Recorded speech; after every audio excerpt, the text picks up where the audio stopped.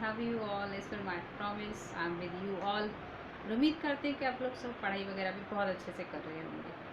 वैसे तो थंबनेल देखो आपको पता चल ही गया होगा कि आज के हमारे वीडियो का टॉपिक क्या है, लेकिन फिर चलिए स्टार्ट करने से पहले बताती हूँ कि हमारे वीडियो का टॉपिक क्या है। आज की वीडियो में गए जो हम डिस्कस करने वाले हैं वो डिस्कस करने वाले हैं जुडिशरी की तैयारी कैसे करें।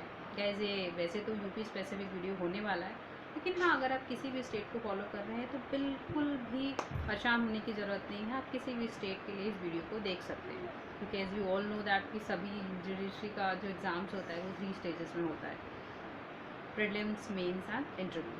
ये तीनों स्टेजेस हर स्टेज में होते हैं, हर स्टेट के अंदर ये इस तरीके से एग्ज़ाम का पैटर्न है। तो आप सभी के लिए ये वीडियो बहुत अच्छी होने वाली है, आप सभी को बहुत फ़ायदा पहुंचाने वाली वीडियो है। ठीक है गाइस, सो मेनली आज हम इसमें जो डिस्कस करने वाले हैं वो डिस्कस करने वाले हैं कि तैयारी हमारी कैसे होनी चाहिए और कब हमें ये तैयारी स्टार्ट करनी चाहिए। आप लोगों के मन में बहुत बार सवाल आता होगा, बहुत बार सवाल उठता होगा कि तैयारी कब स्टार्ट करें हम अपनी। बहुत बार मैं जो लोगों से मिलती हूँ, बहुत सारे एस्पिरेंट्स से, तो बहुत सारे एस्पिरेंट्स कहते हैं कि जब नोटिफिकेशन आएगा तो हम तैयारी स्टार्ट करेंगे। लेकिन नहीं गाइस, ये बहुत गलत अप्रोच है। आपको इस अप्रोच के साथ नहीं चलना है, आपको बिल्कुल इंतज़ार नहीं करना है किसी भी नोटिफिकेशन का, क्योंकि जब भी किसी भी स्टेट का नोटिफिकेशन आता है तो उसमें आपको मैक्सिमम 2 या ढाई महीने का टाइम मिलता है। 2 से ढाई महीने में आप खुद सोचिए, खुद बताइए कि क्या उस 2 से ढाई महीने के बीच में आप पीटी, मेंस एंड इंटरव्यू तीनों की तैयारी कर सकते हैं? नहीं, आई बिलीव नहीं कर सकते हैं। तो इसके लिए आपको क्या करना है, आपको अपनी स्टडी जो है वो कंसिस्टेंट स्टडी रखनी है। बिल्कुल ये नहीं करना है कि आपको एग्ज़ाम का वेट करना है, किसी भी नोटिफिकेशन का वेट करना है कि मुझे वो नोटिफिकेशन आएगा तब मैं अपनी तैयारी स्टार्ट करूँगी या तैयारी स्टार्ट करूँगा। अच्छा, एक कॉमन क्वेश्चन आप लोगों की तरफ से बड़ा होता है गाइस कि मैं तैयारी तो स्टार्ट करता हूँ या करती हूँ, लेकिन मेरी जो स्टडी है वो कंसिस्टेंट स्टडी नहीं हो पाती है। मैं 1 हफ्ते पढ़ाई करता हूँ या 10 दिन पढ़ाई करता हूँ या करती हूँ, उसके बाद मुझे लगता है कि नहीं यार मुझसे नहीं होगा। लेकिन गाइस इसके लिए सबसे इम्पॉर्टेंट चीज़ कि आपको अपना मोटिवेशन बहुत अप रखना है। कोई और आपको मोटिवेट करने नहीं आएगा, आपको खुद अपने आप को मोटिवेट करना है। क्यों गाइस, ये सपना तो आपने देखा है ना, और जब ये सपना आपका है तो इसको पूरा करने की जिम्मेदारी किसकी है? इसको पूरा करने की जिम्मेदारी भी तो आपकी ही है ना गाइस। मैं या कोई दूसरा पर्सन आपके और आपके सपने के बीच में कड़ी तो ज़रूर हो सकता है, लेकिन ये पूरा किसको करना है? ये पूरा आपको करना है। अच्छा गाइस, एक बहुत बहुत कॉमन थिंग होती है कि हम क्या पढ़ें और कैसे पढ़ें। करेक्ट। तो कैसे पढ़ें मतलब, कैसे पढ़ने का मतलब होता है कि आपको सबसे पहले जो आपकी कमांड होती है वो वेयर एक्स पे कमांड आपकी बहुत अच्छी होनी चाहिए, आपकी कंसेप्ट क्लियरिटी होनी चाहिए। और बेयर एक्ट करने का गाइस सबसे सही तरीका होता है कि जब भी आप बेयर एक्ट पढ़ते हैं तो बेयर एक्ट पढ़ते वक्त आपको वो सेक्शन 2 बार पढ़ना पड़ रहा है, 4 बार या 1 बार, इट हार्डली मैटर्स। जब तक कि आपको कॉन्सेप्ट क्लियरिटी नहीं हो जाती तब तक आप उसको बार बार पढ़िए। ठीक है, जब उसको बार बार पढ़ेंगे तो ऑटोमेटिक वो आपको समझ में आने लग जाएगा। ठीक है। और इसके अलावा जब आप एक चीज़ और करिए जो मैं आपको रिकमेंड करूँगी सभी को, वो ये कि आप लास्ट 10 ईयर्स के पेपर उठाएंगे। ठीक है, लास्ट 10 ईयर्स के पेपर उठाएंगे, जब आप उनको देखेंगे तो, और जब आप उनको डिटेल में देखेंगे तो आपको पता चलेगा कि कौन सा एरिया आपके पीटी के लिए इम्पॉर्टेंट है और कौन सा एरिया आपके मेंस के लिए इम्पॉर्टेंट है। करेक्ट, क्योंकि कई एरिया होते हैं जिनसे कि पीटी में क्वेश्चन बहुत बार रिपीट होते हैं, बहुत बार रिपीट होते हैं, और कई एरिया ऐसे होते हैं जिनमें कि मेंस के क्वेश्चन बार बार बनते हैं और रिपीट होते हैं। ठीक है ना, तो वो चीज़ें आपको गाइस मेहनत करनी पड़ेगी। इसका मेहनत का कोई भी शॉर्टकट नहीं है, मेहनत आपको नो डाउट करनी ही होगी, क्योंकि आपका सपना है, जैसा कि मैंने अभी भी कहा, तो सपना पूरा करने की जिम्मेदारी भी आपकी है, तो आपको नो डाउट हार्ड वर्क तो करना ही होगा। लेकिन हाँ, इस बारे में एक अलग से वीडियो बनाऊँगी जिसमें कि आपको बाइफ्रिकेट करके मैं बताऊंगी कि पीटी के इम्पॉर्टेंट एरियाज़ कौन से हैं और मेंस के इम्पॉर्टेंट एरियाज़ कौन से हैं। ठीक है ना, तो इसके बारे में हम एक सेपरेट वीडियो में बात करेंगे। लेकिन उससे पहले डू योर ओन होमवर्क। आप लोग 10 ईयर के मेंस के और पीटी के पेपर्स को देखिए। एक कंबाइंड पेपर आता है जो कि सिंगल का आता है, आप लोगों के पास अगर होगा भी और नहीं होगा तो मार्केट से आप परचेज उसको कर लीजिए, या फिर किसी और पब्लिकेशन का कोई पेपर आता है जो लास्ट 10 ईयर्स के पेपर जिसमें आपको मिल सकें, उसको आप परचेज़ कर लीजिए। It will be very much helpful for you all. ठीक है, अच्छा, दूसरा कई एस्पिरेंट्स होते हैं जो कि सिर्फ और सिर्फ एलएलबी कर रहे होते हैं या उनका फाइनल ईयर होता है, तो वो बोलते हैं कि हम क्या उसकी अपनी जुडिशरी की तैयारी स्टार्ट कर सकते हैं। इसका आंसर है येस गाइस, आप तैयारी अपनी स्टार्ट कर सकते हैं। क्योंकि जब आप एलएलबी कर रहे होते हैं उस टाइम पे आपको पता है आप लॉ के साथ अटैच होते हैं, ठीक है। जब आप अटैच होते हैं तो जितना टाइम आप अपना एलएलबी कंप्लीट करने के बाद तैयारी में देंगे वो टाइम आप साथ में दे सकते हैं। आप अपना तैयारी करती रहिए, अपने लॉ सब्जेक्ट को पढ़ते रहिए, अपने जो नॉर्मल एग्ज़ाम्स हैं उनके साथ साथ आप अपनी स्टडी कंटिन्यू रखिए और आपको एक एज मिलेगा। जब आप एग्ज़ाम जैसे ही आप एलएलबी कंप्लीट करके आएंगे और जैसे ही कोई एग्ज़ाम या कोई भी नोटिफिकेशन आएगा आप इमीडिएट उस एग्ज़ाम के लिए एलिजिबल होंगे और उस एग्ज़ाम को आप दे सकते हैं गाइस, ठीक है ना। अच्छा, और एक चीज़ क्या होती है कि जब भी आप पढ़ाई करने बैठते हैं और आपका पढ़ाई में मन नहीं लगता, आपको लगता है कि इतना सारा है, कैसे पढूँ, कहाँ से पढूँ, क्या स्टार्ट करूँ, उसके लिए मैंने आपको बताया कि आपको एरियाज़ आइडेंटिफाई करने, क्योंकि जब तक आप उन एरियाज़ को आइडेंटिफाई नहीं करेंगे कि इंपॉर्टेंट एरियाज़ क्या हैं, आपका पूरा बैरक उठा के शुरू से लेके एंड तक पढ़ने का कोई भी मतलब नहीं है। क्योंकि गाइस जब आप जुडिशरी जैसे एग्ज़ाम की तैयारी कर रहे होते हैं तो ना तो आपके पास इतना टाइम होता है और ना ही आप इतनी एनर्जी होती है आपके पास कि आप उसको अननेसेसरली वेस्ट कर सकें, करेक्ट। सो आपको अपनी एनर्जी को राइट डायरेक्शन में लगाना है, ठीक है। बहुत बहुत बहुत आपको जो मेहनत करनी है वो सिर्फ आपको राइट डायरेक्शन में करनी है, ठीक है। तो क्योंकि मैंने कहा आपको आप इंपॉर्टेंट एरियाज़ को आइडेंटिफाई कीजिए, जैसे ही आप इंपॉर्टेंट एरिया को आइडेंटिफाई करेंगे देन आपको पता लग जाएगा कि आपको किस तरीके से जो और किन किन उस पर तैयारी आपको करनी है, किन किन पॉइंट्स को लेकर। अच्छा, एक मिथ और है स्टूडेंट्स के अंदर सबसे ज़्यादा जो बड़ी जो मैं मुझे देखने को मिलता है और लोगों से बात करने में पता चलता है वो ये कि वो क्या करते हैं, पहले वो तैयारी शुरू करते हैं पीटी पर्पज़ से, पीटी ओरिएंटेड तैयारी स्टार्ट करते हैं, फिर कहते हैं कि पहले पीटी हो जाएगा उसके बाद हम मेंस की तैयारी करेंगे। But no, this is not the right approach guys. क्योंकि आपने देखा होगा कि अगर आप मेंस की तैयारी करेंगे, आप थॉरो स्टडी करेंगे तो ऑटोमेटिक पीटी तो आप क्वालिफाई कर ही लेंगे। ये अलग है कि कुछ एरिया जो अलग हैं जो कि पीटी ओरिएंटेड हैं, लेकिन अगर मेंस की तैयारी आप करेंगे तो जो एरिया आप कवर कर रहे हैं वो तो आपका पीटी तो ऑटोमेटिक आपको क्वालिफाई कराने में हेल्प करेगा ही करेगा, करेक्ट। सो तैयारी आप अपनी मेंस ओरिएंटेड रखिए। ये सब आपने बिल्कुल ठीक सुना गाइस, तैयारी आप अपनी मेंस ओरिएंटेड रखिए। या आप बिल्कुल मत सोचिए कि मैं पीटी क्वालिफाई कर लूँगा उसके बाद में मेंस की तैयारी करूँगा या करूँगी, नहीं। अगर आपको याद हो 2018 का यूपी का मेंस, तो 5 जनवरी को जैसे ही पीटी का रिज़ल्ट आया एंड एस्पिरेंट्स ने सोचा कि हम एटलीस्ट 1-2 महीने का टाइम तो मिलेगा ही मेंस के लिए, लेकिन suddenly they came to know that कि नहीं 28 डेज़ बाद आपको मेंस देना है।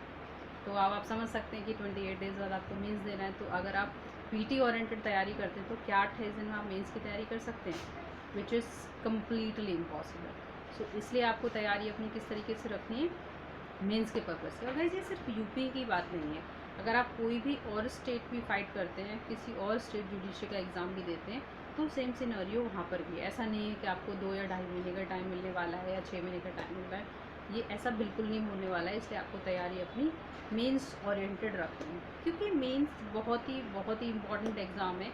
मेंस ही डिसाइड करता है आपको कि आपका जुडिशरी में सिलेक्शन होना है या नहीं होना है, आप जज बनने वाले हैं या नहीं बनने वाले। ये कौन सा एग्ज़ाम डिसाइड करता है, ये मेंस डिसाइड करता है।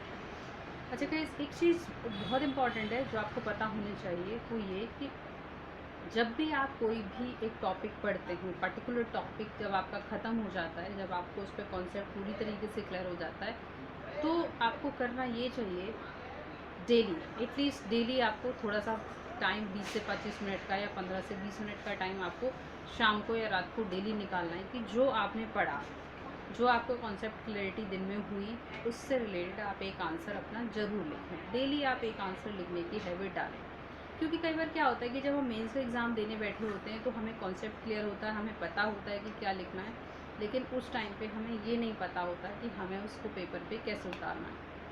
मतलब कि हमको ये नहीं पता होता कि हमें आंसर को फ्रेम कैसे करना। आंसर फ्रेमिंग में बहुत ज़्यादा प्रॉब्लम आने वाली है, तो इसीलिए आप अपने आप को इस बात के लिए ऑलरेडी प्रिपेयर रखें कि नहीं, हमें ये नहीं करना, हमें एटलीस्ट एक आंसर डेली लिखने की हैबिट डालनी है। क्योंकि जब एक आंसर डेली लिखने की हैबिट होगी तो ये प्रॉब्लम एग्जामिनेशन हॉल में आपको आने नहीं वाली है। दूसरा, आपको टाइम मैनेजमेंट करने में बहुत प्रॉब्लम होगी अगर आप आंसर राइटिंग नहीं करेंगे तो। और अगर आपने प्रॉपर तरीके से आंसर राइटिंग किया होगा तो आप अच्छी तरीके से अपना टाइम मैनेज कर पाएंगे। आपको पता होगा कि एक आंसर राइटिंग करने में मुझे कितना टाइम लगता है। सो उसी अकॉर्डिंग जितने भी क्वेश्चंस आपके पेपर में होंगे अकॉर्डिंगली आप अपना टाइम डिवाइड कर पाएंगे और फिर आप प्रॉपर तरीके से आपका जितना भी लेंथी पेपर हो आप प्रॉपर तरीके से उसको अटैम्प्ट कर पाएंगे। क्योंकि आपको कोई भी क्वेश्चन अनअटैम्प्टेड नहीं छोड़ना है, क्योंकि जो भी क्वेश्चन है आपके वो आपको 100% पेपर को अटैम्प्ट करके आना है। जो भी आपके पेपर की रिक्वायरमेंट है वो आपको 100% कंप्लीट करके आना है। ठीक है, आपको अपने पेपर को छोड़ना नहीं है किसी भी तरीके से। ठीक है, तो तैयारी मैंने क्या कहा आपसे कि आपकी मेंस ओरिएंटेड तैयारी होनी चाहिए। आप चाहे तो उसके लिए कोई भी वीआरएक्स से अलावा आप कोई भी टेक्स्ट बुक रेफ़र कर सकते हैं। डिफरेंट राइटर्स की बुक्स आपको मार्केट में अवेलेबल हैं। जिस भी राइटर की बुक से आपको समझ में आता है, आपको कॉन्सेप्ट क्लियरिटी हो सकती है, आप उन राइटर की बुक को ख़रीदिए मार्केट में और आप उन बुक को खरीदने के बाद आप उनसे अपने कॉन्सेप्ट को बहुत अच्छे से क्लियर कर सकते हैं। राइट गाइस, इसके अलावा दिक्कतें क्या आती हैं कि हमें डीमोटिवेशन आ जाता है। हम पढ़ते हैं फिर हमें लगता है कि नहीं हमसे तो नहीं होगा, हमसे तो नहीं होगा। और कई लोगों का कहना ये होता है कि मैंने फ़लाँ जुडिशरी का एग्ज़ाम दिया और मेरा मेंस क्लियर नहीं हुआ या मेरा इंटरव्यू क्लियर नहीं हुआ। लेकिन गाइस एक बात हमेशा याद रखिए कि अगर आप अनसक्सेसफुल हुए हैं तो वो आपने कोशिश करी है तभी हुए हैं ना। ऐसा थोड़ा नहीं है कि आपने एग्ज़ाम ही नहीं दिया तो फिर आप अनसक्सेसफुल हो गए, नहीं। इस पर मैं आपको एक चीज़ कहना चाहती हूँ, गिरते हैं सह सवारे ही मैदानी जंग में, गिरते हैं सह सवारे ही मैदानी जंग में, वो शख्स क्या गिरे जो घुटनों के बल चले। मीन्स गाइस अगर कोई भी पर्सन जो रेस में पार्टिसिपेट ही नहीं करेगा तो उसके तो गिरने की कोई संभावना ही नहीं है ना। तो अगर आप गिरे हैं किसी रेस के अंदर तो आपने एटलीस्ट पार्टिसिपेट किया। अगर आप गिरे हैं तो आप खड़े होने की हिम्मत रखिए, आप अपने सपनों को पूरा करने की ताकत रखिए, दृढ़ता रखिए अपने अंदर, वो डेडिकेशन रखिए, डिटर्मिनेशन रखिए। क्योंकि ये सपना आपका है। मैं बार बार आपसे कहती हूँ ये सपना आपने देखा है, ये सपना आपका है, तो इस सपना पूरा करने की जिम्मेदारी भी आपकी होगी। आप ये नहीं सोच सकते कि कोई दूसरा आएगा आपको अप्रिशिएट करेगा इसमें आके, या कोई फूलों का थाल आपके सामने लेकर आएगा और आपकी आरती करेगा, नहीं। और ऐसा भी नहीं है कि आपके रास्ते में फूल बिछे होंगे, नहीं। ये कांटों भरा रास्ता ज़रूर है गाइस, लेकिन ये आपको आपकी मंजिल तक पहुंचाने वाला रास्ता है। और अपनी मंजिल तक ये रास्ता आपको ज़रूर पहुंचाएगा, बशर्ते तब जब आप अपने इसको डिसाइड कर चुके हैं, जब आप चाहते हैं कि मुझे वहाँ पहुंचना है और आप कंसिस्टेंट अपने इस प्रयास में लगे रहते हैं। तो आपको बिल्कुल हार नहीं माननी, आपको घबराना नहीं है। और इन छोटी छोटी आलोचनाओं से या छोटी छोटी डीमोटिवेशन से आपको नहीं घबराना है। ये तो आपके रास्ते का हर्डल्स हैं ना, इनको तो आपको पार करते हुए जाना है। ठीक है ना गाइस, तो ये इस तरीके से आपको प्रॉपर तैयारी करनी है, आपको बिल्कुल भी नहीं घबराना है। और आपको क्या कभी ऐसा लगता है कि जो चीज़ आप करना चाहते हो आप नहीं कर सकते? क्या दुनिया की ऐसी कोई चीज़ है जो आपने करनी चाहिए और आपने नहीं कर पाए? बशर्ते आपको अपने अपने ड्रीम के लिए, आपका जो टारगेट है उसके लिए प्रति बहुत ईमानदार होना है। क्योंकि जवाबदेही आपकी मुझसे नहीं बनती, किसी और से नहीं बनती। ये आंसरेबिलिटी आपकी बनती है आपकी खुद से। आप खुद को आंसर करेंगे कि आज मैंने कितना क्या किया। आप दिन में एटलीस्ट उतनी पढ़ाई कीजिए कि आप खुद को आंसर कर पाएँ कि आज मैंने अपने टाइम को कितना यूज़ किया है और मैंने अपना टाइम कितना वेस्ट किया। कई बार सवाल आते हैं कि हम कितने घंटे स्टडी करें। तो गाइस ऐसा बिल्कुल भी नहीं है कि आपको 12 घंटे स्टडी करनी है, 10 घंटे स्टडी करनी है। लेकिन फिर वही कहूँगी कि आपको जितनी भी स्टडी करनी है फोकस स्टडी करनी है। क्योंकि जब आप फोकस स्टडी करेंगे तभी आप जो पढ़ रहे हैं वो आप उसको समझ पाएंगे, आपको कॉन्सेप्ट की क्लियरिटी हो पाएगी। करेक्ट, क्योंकि जब तक आपको कॉन्सेप्ट की क्लियरिटी नहीं होगी तो आप मेंस में नहीं समझा पाएंगे। और जब तक नहीं समझा पाएंगे आप मेंस में तो ऑब्वियसली एग्जामिनर आपको मार्क्स क्यों देंगे? क्योंकि अगर एक पर्सन एग्ज़ाम दे रहा है और आप भी दे रहे हैं तो आपको अलग तो दिखाना है ना कि मेरे आंसर में अलग क्या है। क्योंकि उन्होंने भी आंसर लिखा है, आपने भी आंसर लिखा है, तो आपको एटलीस्ट कुछ तो अलग दिखाना है। इसके लिए स्पेसिफिकली यूपी जुडिशरी के लिए टेस्ट लॉ बहुत इंपॉर्टेंट होते हैं। तो आई विल रिकमेंड यू कि आप लाइव लॉ रेफ़र कर सकते हैं या फिर आप वार एंड बेंच रेफ़र करते हैं, या तो इसके अलावा कोई और भी साइट है जहाँ से आपको डेली की लीगल न्यूज़ या लीगल जजमेंट होते हैं डेली के ऑनरेबल हाई कोर्ट्स के और सुप्रीम कोर्ट के, तो उन जजमेंट्स को आप फॉलो कर सकते हैं। और ये भी करिए कि आप उनकी एक लिस्ट भी बनाइए। जब आप एक लिस्ट बनाएंगे तो जब भी आपका एग्ज़ाम होने वाला होगा तो आपके पास एक अच्छी खासी लिस्ट होगी जिससे कि आप जब भी अपना आंसर राइटिंग करेंगे तो वहाँ पे वो आप उसमें अपने केस लॉज को रेफ़र करेंगे तो वो आपके आंसर में डेफिनेटली एस दिलाएंगे दिलाएंगे। जैसे मैंने कहा कि आपके आंसर में कुछ तो अलग होना चाहिए, तो आप अगर अपना केस लॉ प्रॉपर तरीके से उसमें ऐड करेंगे तो ये आंसर को डेफिनेटली आपके को एस दिलाएगा ही दिलाएगा। ठीक है, और यूपी जुडिशरी के लिए तो वैसे भी केस लॉ बहुत इंपॉर्टेंट होते हैं। दूसरा, आप अगर करंट पार्ट की बात करें, क्योंकि यूपी के अंदर जो जीके का पार्ट आता है उसके अंदर पीटी के अंदर जो करंट पोर्शन होता है उसमें भी लीगल पॉइंट ऑफ व्यू से बहुत सारे क्वेश्चन होते हैं। अगर 2018 के पीटी की हम बात करें तो ऑलमोस्ट 4 और 5 क्वेश्चन वो लीगल करंट से ही थे। तो आपका 2 वेज आपको ये हेल्प करने वाला है। मीन्स में तो केस लॉ आपको हेल्प करने वाले हैं, प्लस ये जो लॉज हैं आपके केस लॉज वो आपको पीटी पर्पस से भी जीके के पेपर में, करंट के पेपर में भी आपको हेल्प करने वाले हैं।